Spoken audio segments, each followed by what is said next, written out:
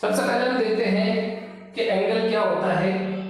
जो जो शक्ल हमको दिख रही है, कोने की जैसी शक्ल दिख रही है, जिसको हम एंगल बोलते हैं। और एंगल को हमेशा 3 अल्फाबेट से जाहिर किया जाता है आमतौर पर। जैसे एंगल ए बी सी, इसको लिखा जाता है इस तरह से, एंगल ए बी सी। और एंगल को एक वर्ड के जरिए या एक अल्फाबेट के जरिए भी हम लिख सकते हैं। और अगर हमको किसी एंगल का नाम एक ही अल्फाबेट से लिखना है तो जो उसका वर्टेक्स होता है, सेंटर, वो सेंटर के नाम से भी हम उसको लिख सकते हैं। जैसे एंगल एबीसी, एबीसी में उसका सेंटर बी है और बी के जरिए हम उसका नाम लिखेंगे तो हम इसको एंगल बी जो है बोल सकते हैं। वर्टेक्स के जरिए भी हम एंगल का नाम लिख सकते हैं और आमतौर पर जो है 3 अल्फाबेट से लिखते हैं। जैसे angle ABC, angle P Q R, angle X Y Z. अब देखिए हम सबसे पहले एंगल की डेफिनेशन को देखते हैं। एंगल की डेफिनेशन ये होती है कि 2 शुआएं या 2 सेगमेंट जो गैर हमखती हो, एक लाइन के अंदर ना हो, 2 गैर हमखती शुआएं, सपोज बी ए और बी सी, जो जिनका मुद्दा एक हो, मुश्तरिक मुद्दा वाली 2 गैर हमखती शुआएं जो है जब मिलती है तो उनका मजमुआ कहलाता है एंगल, जिसको हम जाविया बोलते हैं। तो अब इस डेफिनेशन के हिसाब से अगर हम एबीसी को अगर देखें तो एबीसी के अंदर जो मुद्दा है, जो ओरिजिन है, वो बी है। और जो शुआएं जो इनको साइड भी कहा जाता है, एंगल की साइड, वो एंगल की साइड है बीए और बीसी। इन दोनों शुआएं जो है ये बी के ऊपर मिल रही है, इनका वर्टेक्स बी है, इस बी को वर्टेक्स कहा जाता है। और ये ओरिजिन होता है जहां से जो है वो एंगल की शुरुआत है या एंगल का सेंटर है। तो मुश्तरिक मुद्दा वाली 2 गैर हमखती शुआएं, इनका मजमुआ कहलाता है एंगल। एंगल को हम 3 अल्फाबेट से लिखते हैं, मैंने अभी बताया आपको। एंगल एबीसी, जिसके अंदर बीच में जो रहता है वो रहता है वर्टेक्स, और आसपास जो रहते हैं उसके पॉइंट रहते हैं, जैसे बी ए और बी सी। एक अल्फाबेट से अगर बताना रहा तो एक अल्फाबेट से अगर हमको बताना रहा तो हम इस एंगल को एंगल ए नहीं बोल सकते, इस एंगल को एंगल सी भी नहीं बोल सकते। हमको अगर एक अल्फाबेट से बताना है किसी एंगल को तो हम उसके वर्टेक्स का नाम लिखते हैं, उसके सेंटर का, यानी कि इसका एंगल बी। इस तरीके से हम जो है एंगल के बारे में अभी हमने सिर्फ डेफिनेशन देखी, अब हम उसके आगे जो है आगे की स्टेज देखते हैं।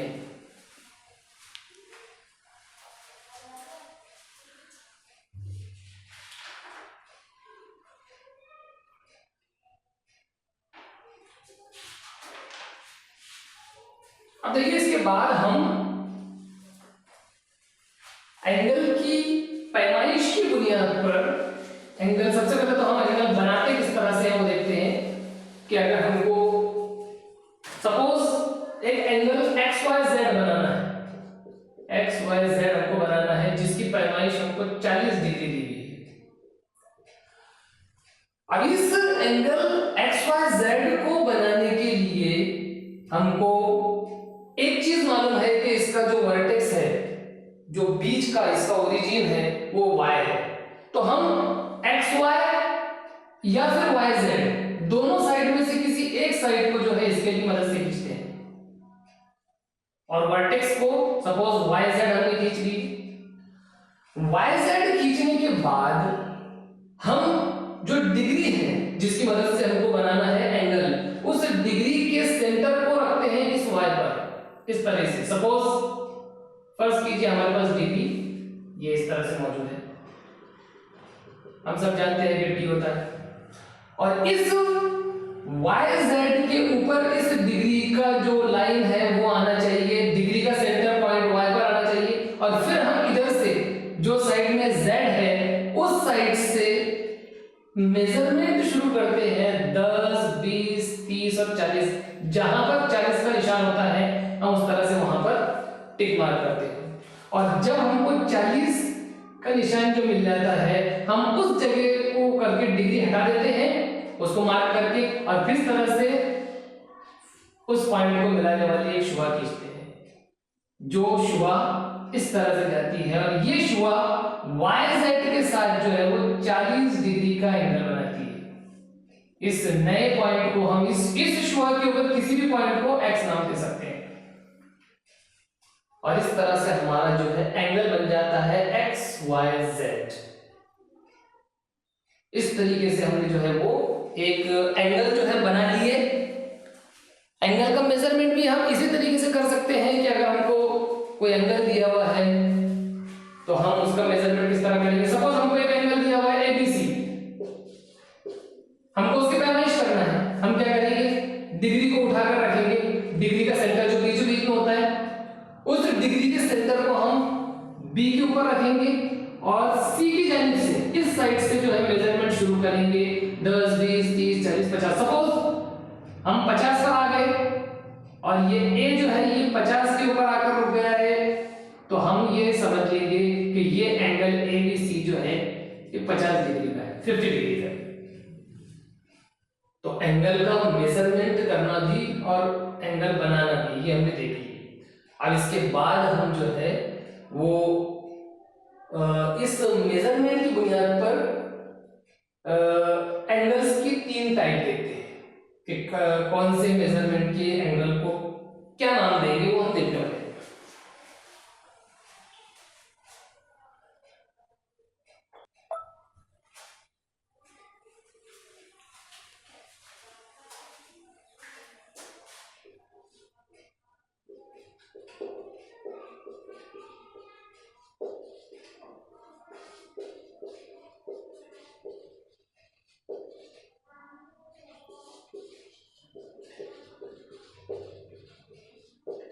तीन टाइप हमारे पास मौजूद है। देखिए,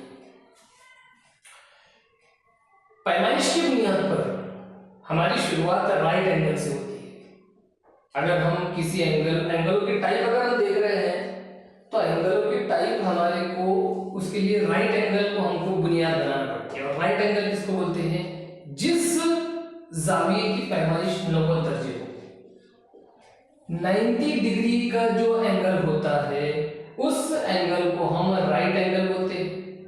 सपोज डिग्री हमारे पास मौजूद है, इस डिग्री को हम इधर से जो है अगर गिनना शुरू करें तो 10, 20, 30, 40, 50, 60, 70, 80, 90, यहाँ पर आकर जो इस तरह से 90 का निशान होता है।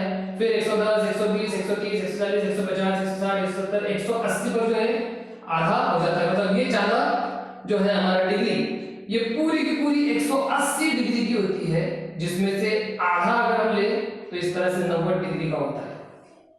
और ये 90 डिग्री की पैमाइश जो है, इस पैमाइश को हम राइट एंगल बोलते हैं। और जो भी एंगल जो है 90 दर्जे का बनता है उसको राइट एंगल बोलते हैं। इस तरह से निशान का। तो सबसे पहले हम टाइप ये देखते हैं एंगलों के अंदर, जब हम राइट एंगल बोल रहे हैं तो मतलब 90 दर्जे का वो एंगल रहेगा। और इसकी बुनियाद पर दूसरी दोनों टाइप, 90 से कम अगर रहा it is less than 90 degree. 90 दर्जे से कम की पैमाइश अगर रही किसी एंगल की, उसको हम अक्यूट एंगल बोलेंगे। और 90 से ज्यादा अगर रही, मोर देन 90 दर्जे से ज्यादा अगर रही, तो उसको ऑब्ट्यूज एंगल कहेंगे। तीनों टाइप हमारे पास मौजूद है और वो समझना कोई मुश्किल चीज नहीं है। 90 डिग्री का एंगल अगर रहा उसको राइट एंगल बोल दीजिए। 90 डिग्री से कम का अगर रहा उसको अक्यूट, और 90 से ज्यादा रहा उसको ऑब्ट्यूज। सपोज हमारे पास अगर 48 डिग्री का एंगल रहा, 48 दर्जे का कोई एंगल हमारे पास दिया हुआ है। अब सीधी सी बात है कि 48 जो है ये 90 से कम है, तो हम इसको अक्यूट एंगल बोलेंगे। 63 डिग्री का एंगल अगर रहा तो हम इसको अक्यूट एंगल बोलेंगे। लेकिन अगर 98 डिग्री का एंगल रहा तो हम उसको ऑब्ट्यूज एंगल बोलेंगे। 98, 99, 100, 110, 120 सारे के सारे ऑब्ट्यूज एंगल है। जितने भी 90 दर्जे से बड़े हैं, 90 दर्जे से ज्यादा के एंगल है, वो सारे के सारे ऑब्ट्यूज एंगल। 90 से कम वाले सारे के सारे एक्यूट, और एग्जैक्ट 90 वाला राइट एंगल।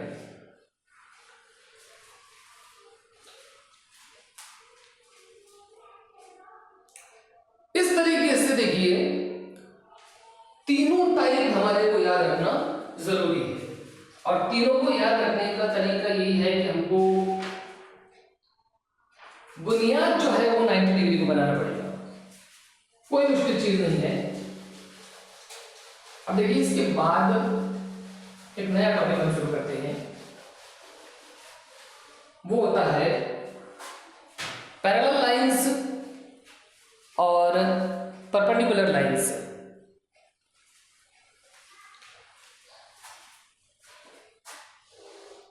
दो लाइनें जो एक दूसरे के आमने सामने हो, एक दूसरे को मिलती नहीं है, एक दूसरे को किता नहीं करती है, इंटरसेक्ट नहीं करती है, ऐसी सारी लाइंस को हम पैरेलल लाइंस बोलते हैं। लाइंस के बारे में हम जानते हैं कि लाइन दोनों तरफ से अनलिमिटेड होती है, इधर भी तीर का निशान है, मतलब एक साइड में भी ये लामहदूद है, उसकी लिमिट नहीं है, दूसरी साइड में तीर का निशान है, मतलब दूसरी साइड में भी वो लामहदूद है, उसकी कोई हद नहीं है। तो ये लाइन ये साइड से भी अनलिमिटेड, ये साइड से अनलिमिटेड। दूसरी लाइन, सपोज हमने लाइन को नाम दे दिया, इसको नाम एल दे दिया, इसको एम दे दिया। एम जो है ये भी उस साइड से भी लामहदूद, इस साइड से भी लामहदूद। दोनों शुआएं ऐसी है कि इन दोनों को आगे कितना भी बढ़ा लिया जाए ये एक दूसरे से मिलती नहीं है, एक दूसरे को काटती नहीं है। तो अब इस कंडीशन में हम इन दोनों को पैरेलल लाइंस बोलेंगे, इनको मुतवाज़ी खुतूत बोलेंगे। मुतवाज़ी खुतूत की बहुत सारी मिसालें हमारे सामने मौजूद है, हम बेशुमार मिसालें जो है मुतवाज़ी खुतूत की जो है ले सकते हैं। हर दो लाइन या दो से ज्यादा भी हो सकती है। मुतवाज़ी खुतूत जरूरी नहीं कि दो ही हो, दो से ज्यादा भी लाइन अगर हम खींचते हैं जो एक दूसरे को किता नहीं कर रही है, एक दूसरे से मिल नहीं रही है, तो वो लाइनों को हम मुतवाज़ी खुतूत बोलते हैं, कोई मुश्किल नहीं। लेकिन अब इसके बाद अगर हम देखें गैर मुतवाज़ी खुतूत, सपोज हमने दो लाइनें खींच ली है जो एक दूसरे को इंटरसेक्ट कर रही है, तो उनको हम गैर मुतवाज़ी खुतूत बोलेंगे। जैसे एक लाइन P, दूसरी लाइन Q, P Q, दोनों लाइन एक दूसरे को मिल रही है, यहां पर काट रही है। सपोज पॉइंट M है, कोई भी पॉइंट ले सकते हैं। लाइन P लाइन Q एक दूसरे को M के ऊपर मिल रही है, एक दूसरे को काट रही है, तो ये जो है ये पैरेलल लाइंस नहीं है, गैर मुतवाज़ी खुतूत है। अब ये तो आसानी से समझ में आ गया कि ये गैर मुतवाज़ी खुतूत है, ये एक दूसरे के पैरेलल नहीं है। लेकिन सपोज हमने इस तरह से दो लाइनें दे दी, एक पॉइंट ए, लाइन ए, दूसरी लाइन बी, एक लाइन ए और लाइन बी। अब सपोज इन लाइनों के बारे में हमको ये डिसाइड करना है कि ये लाइनें मुतवाज़ी है या नहीं है। तो जाहिरी तौर पर तो ये एक दूसरे को किता नहीं कर रही, एक दूसरे से मिल नहीं रही है, लेकिन जब हम इस बी को आगे बढ़ाएंगे तो आगे चलकर जो है ये आगे बढ़ाने की कंडीशन में ये ए लाइन से मिल सकती है, ए लाइन से ये मिल जाएगी। तो अब इस कंडीशन में भी हम जो है बोलेंगे कि लाइन ए और लाइन बी ये एक दूसरे के पैरेलल नहीं है, ये एक दूसरे की मुतवाज़ी नहीं है, क्योंकि लाइन बी को अगर बढ़ा दिया जाए तो वो ए से मिल जाएगी। तो पैरेलल लाइन का कंसेप्ट हमारा क्लियर हो गया है।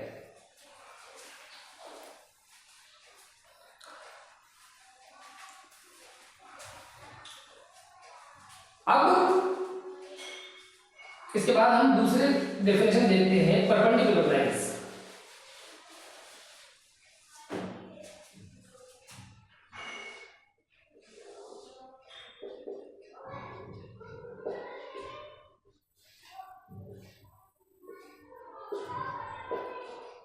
देखिए पहले मैंने एक लाइन ले लिया ए बी और उसको काटने वाली दूसरी लाइन ले ली सी डी। ए बी और सी डी ये एक दूसरे को फर्ज कीजिए नुक्ता पी के ऊपर काट रही है। अब इस पी पर काटने की वजह से चार एंगल बन रहे हैं। पहला angle A P C, A P D, D P B और बी पी सी। तो अब ये दो लाइनों को काटने के बाद अगर इनके दरमियान बनने वाला एंगल अगर 90 डिग्री का है, 90 दर्जे का है, तो उस वक्त हम बोलते हैं कि लाइन ए बी जो है इस सी डी पर परपेंडिकुलर है। और इसको इस तरह से लिखते हैं हम A B perpendicular C D. Line A B C D के ऊपर परपेंडिकुलर है। तो हमारे लिए ये बहुत इंपॉर्टेंट चीज है कि परपेंडिकुलर का मतलब पहले हम क्लियर कर लें।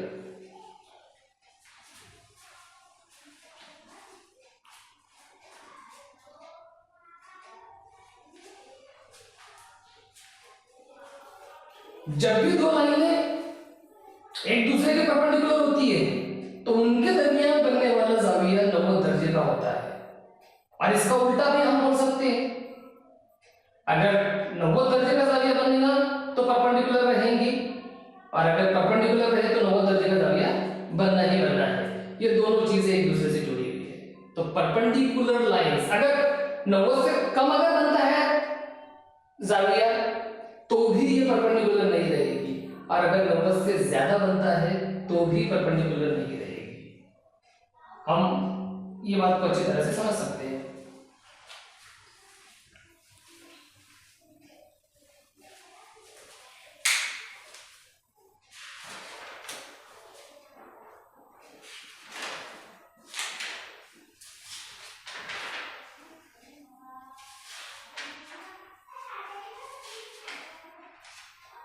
अब देखिए एंगल्स के बारे में हम कभी कभी हमको ऐसा क्वेश्चन आता है कि हमको जावियों की पैमाइश दी जाती है और हमसे ये पूछा जाता है कि दिया हुआ जाविया की टाइप बताइए। जैसे सपोज आपको 75 डिग्री का एक एंगल दिया हुआ है जिसका नाम है एंगल एलिमेंट, और हमको पूछा जाता है कि इस एंगल की जो है टाइप बताइए। अब टाइप बताने के लिए अभी मैंने आपको बताया कि 3 टाइप के एंगल हमने देखे। पहला right angle, acute angle, obtuse angle. अब देखिए हम इसको आगे भी बोल सकते हैं, जरूरी नहीं कि हम राइट एंगल को पहले ही बोले, एक्यूट को पहले ही बोले। हमारे माइंड के अंदर जो क्लियर होना चाहिए, जब 75 डिग्री का एंगल हमारे पास दिया हुआ है तो हम उस एंगल की पैमाइश को देखकर ये समझ जाएंगे कि ये 90 डिग्री से कम का है। जब 90 डिग्री से कम का है, 90 डिग्री से कम का है, तो हम इसको एक्यूट एंगल बोल देंगे। This is an acute angle. Suppose हमको कहा गया है it is an angle ABC that is 110 degree, 110 degree का एंगल है। स्टूडेंट पैमाइश देखकर ही ये समझ जाते हैं कि 110 जो है वो 90 से बड़ा है, तो हम इसको ऑब्ट्यूज एंगल कहेंगे। Obtuse angle.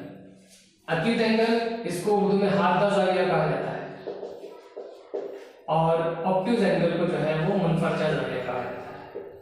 मुनफरजा जाविया। दोनों किस्में जो है, जबकि राइट एंगल को कायमा जाविया कहा जाता है, हमको पता है। तो पैमाइश देखकर ही हम डिसाइड कर लेते हैं कि दिया हुआ जो है एंगल किस टाइप का है, कायमा है, हादा है या मुनफरजा है। डिसाइड करने के बाद अगर हमको ये कहा जाता है कि आप इस पैमाइश का एंगल बनाइए, तो उस एंगल को बनाने के लिए भी हम जानते हैं डिग्री का इस्तेमाल किया जाता है। डिग्री का इस्तेमाल कैसे किया जाता है वो भी हमको मालूम है।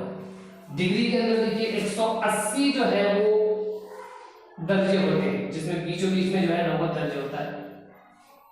और फिर इधर से यहां से लेफ्ट टू राइट अगर हम जाते हैं तो इधर से उधर की साइड में भी जो है 180 दर्जे होते हैं, और उधर की साइड से अगर इधर आ रहे हैं हम तो भी 180 दर्जे होते हैं। तो हमको जो है डिग्री का इस्तेमाल, जबकि यहाँ पर सेंटर होता है और सेंटर को भी यूज हमको करना पड़ता है। सेंटर रखकर ही हम कोई जाविया बना सकते हैं। अगर हमारी डिग्री का पैमाना जो सेंटर है वो थोड़ा आगे पीछे हो जाए तो जो पैमाइश बिगड़ जाती है।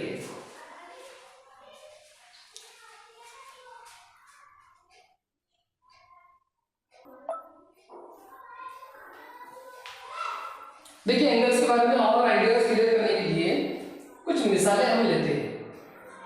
फर्स्ट कीजिए, हमको कुछ एंगल्स दिए हुए हैं। Suppose angle LMN is equal to 80 degree, और इस एंगल के बारे में कहा गया है कि इस पैमाइश का जो है वो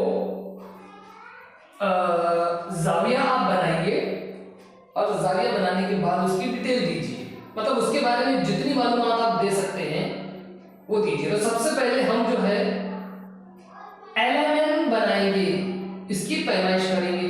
तो इससे जुड़ी हुई जो हमारा वर्टेक्स है, सबसे पहले तो M और N जो है हम स्केल की मदद से खींचेंगे, जिसके अंदर सेंटर में हम M को लेंगे और इस साइड में N को लेंगे। एक शुआ हमने खींच ली, एक रे हमने खींच ली है M N, और अब हमको इस MN के मदद से जो है वो 80 दर्जे का एक जाविया बनाना है। अभी मैंने आपको बताया कि हम जो डिग्री है, डिग्री के सेंटर को रखेंगे M के ऊपर इस तरह से, और M के ऊपर रखने के बाद ये साइड से N की साइड से हम जो है गिनती शुरू करेंगे। हमारा मेजरमेंट 10, 20, 30, 40, 50, 60, 70, 80। सपोज हमारा पॉइंट यहाँ पर आ रहा है 80 डिग्री, चांदा रखने के बाद, तो हम इस पॉइंट को हासिल करने के बाद स्केल की मदद से M को मिला लेंगे इस पॉइंट से, और इस नए पॉइंट को हम नाम दे सकते हैं L। सॉरी, तीसरा जो पॉइंट है हमारा L। अब हमारे पास जाविया LMN तैयार हो गया है, जो डिग्री की मदद से हमने तैयार की है, जिसकी पैमाइश है 80 डिग्री। 80 डिग्री जो है 80 दर्जे इसकी पैमाइश है। हमने इस जाविये को तैयार कर लिया। इसके बारे में हम कहेंगे कि इसकी जो साकेंड है, जो इसकी साइड्स है, इसकी एक साइड है LM और दूसरी साइड जो है वो है MN। LM और MN ये दोनों इसकी साइड है, उसके साकेंड है। इन साकेंड को हैंड्स भी कहा जाता है। पहला हैंड जो है MN या LM और दूसरा MN, ये इसकी साइड है। इसका वर्टेक्स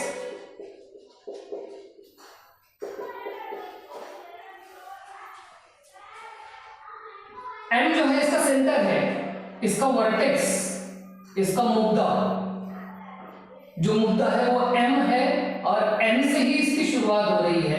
M से इस साइड में MN तक और MN तक, ये इसके दोनों साइड है।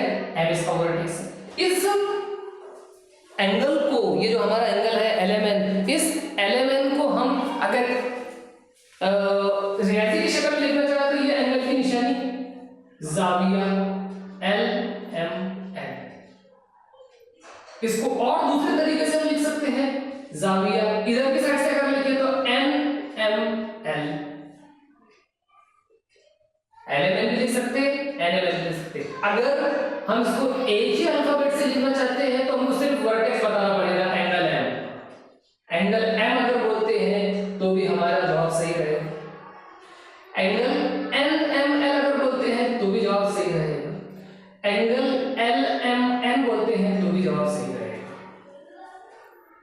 हर कंडीशन में, तीनों कंडीशन में हमारा जवाब जो है वो सही रहेगा, और एंगल के बारे में हम जो है मालूमात दे सकते हैं। इस तरीके से हमने इस बेसिक चीज, जो बिल्कुल बुनियादी चीजें हैं, वो बुनियादी चीजें इन जाविये के बारे में देख ली। अगर हमको टाइप डिसाइड करना है, जो हमने 3 टाइप देखे, 3 टाइप अगर डिसाइड करना है तीनों में से कि ये हादा है, मतलब अक्यूट एंगल है या ऑब्ट्यूज है या फिर राइट एंगल है, तो हम उसकी पैमाइश देख लेंगे। इसकी पैमाइश जो उसका मेजरमेंट है 80 डिग्री है, 80 डिग्री जब है तो ये 90 से कम है, 90 से कम है इसलिए ये अक्यूट में आ जाएगा। हादा समझो तो टाइप के हिसाब से अक्यूट है। नाम उसके 3 तरीके से लिख सकते हैं। वर्टेक्स उसका m है, चाहे इधर से गिनो या उधर से गिनो, वर्टेक्स उसका m है। उसके जो बाजू है, जो उसके हैंड्स है, जो उसके साइड्स है, एक साइड है lm, दूसरा साइड है mm। lm को mm भी लिख सकते हैं, mm को nm भी लिख सकते हैं। तो इस तरीके से बेसिक चीज जो है वो हमारी तय हो चुकी है अबाउट दिस एंगल।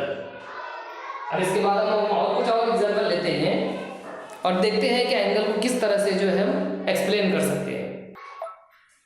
अब देखिए कभी कभी हमको कोई फिगर दी जाती है और कहा जाता है कि उस फिगर के अंदर जितने जाविये बन रहे हैं उन जावियों के नाम लिखिए।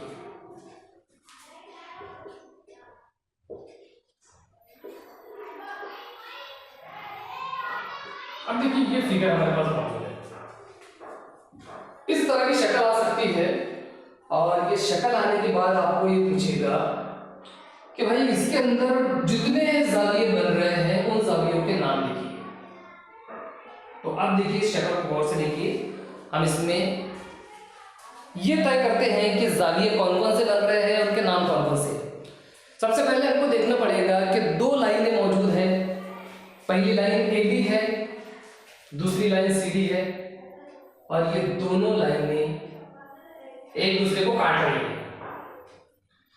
एक दूसरे को पॉइंट E के ऊपर जो है ये काट रही है और पॉइंट E पर काटने की वजह से कुछ जाविये बन रहे हैं, कुछ एंगल्स बन रहे हैं। जैसे सारे जाविये जो अगर देखा जाए तो सारे जाविये नुक्ता E पर बन रहे हैं और सारे जावियों का जो वर्टेक्स है वो E रहेगा। अब देखिए कौन कौन से, पहला अगर जाविया हम देखें तो AEC बन रहा है, ये वाला जाविया। तो हम पहले जाविया का नाम लिख सकते हैं जाविया या एंगल AEC। फिर इससे जुड़ा हुआ दूसरा जाविया यहाँ पर E के ऊपर ही एक दूसरा जाविया अगर हम बन रहा है जैसे CEB, तो हम एक एंगल लिख सकते हैं CED, ये वाला। इस तरह से इंडिकेट कर रहा हूं उसको, या दूसरे तरीके से इंडिकेट कर सकते हैं। एक और एंगल जो है हमारे सामने बन रहा है दैट इज BED, ये वाला। तो हम लिख सकते हैं एंगल BED। ये वाला जाविया पे देखिए, एक एंगल ये बन रहा है, दूसरा एंगल ये बन रहा है, तीसरा एंगल ये बन रहा है और चौथा एंगल हमारे पास बन रहा है ये वाला एंगल AED।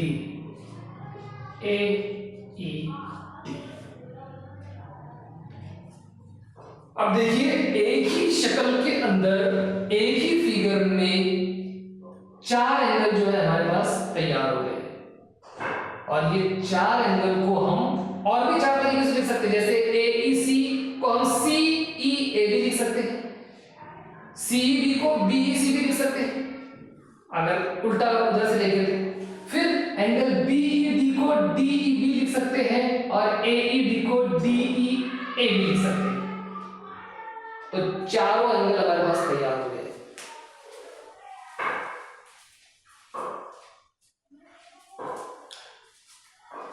अब देखिए इसके बाद अगर हमको टाइप पूछ लिया है, जैसे टाइप अगर पूछ लिया तो हमको 90 दर्जे की बुनियाद पर ही जो है इसको डिसाइड करना है। अगर 90 डिग्री का बनता है तो राइट कम बनता है तो अक्यूट, ज्यादा बनता है तो ऑब्ट्यूज। इस तरीके से कुछ बेसिक क्वेश्चन जो हमको पूछ सकता है।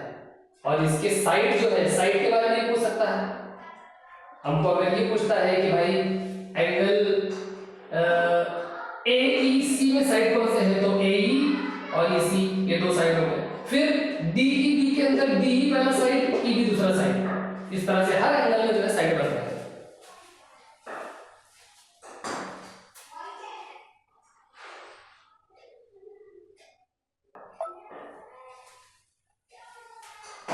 अब देखिए ये लेसन के अंदर जो हमारा वीडियो है ये 5वीं क्लास के लिए जो है तैयार किया गया। अब इसके अंदर 5th क्लास के बच्चों को जो बेसिक नॉलेज होना चाहिए एंगल के बारे में, उस हिसाब से जो है उनको ये बताया गया है कि सबसे पहले तो बच्चों के माइंड के अंदर वर्टेक्स बैठ जाना चाहिए कि वर्टेक्स क्या होता है।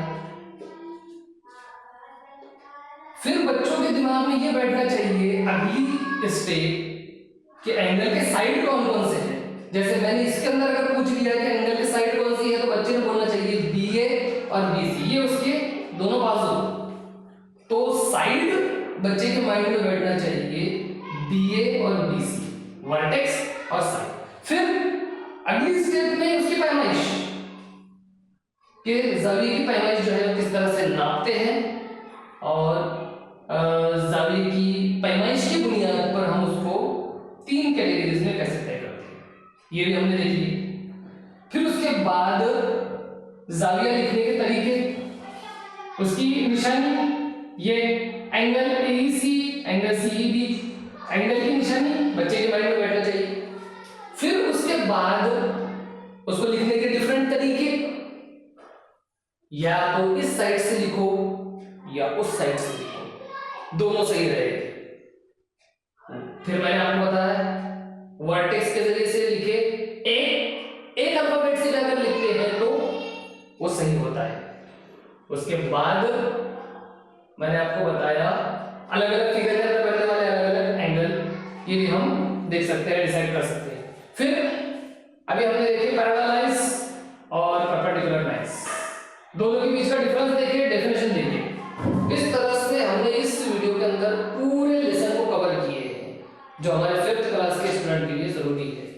तो ये एक बहुत ही इंपॉर्टेंट लेसन है हमारे लिए।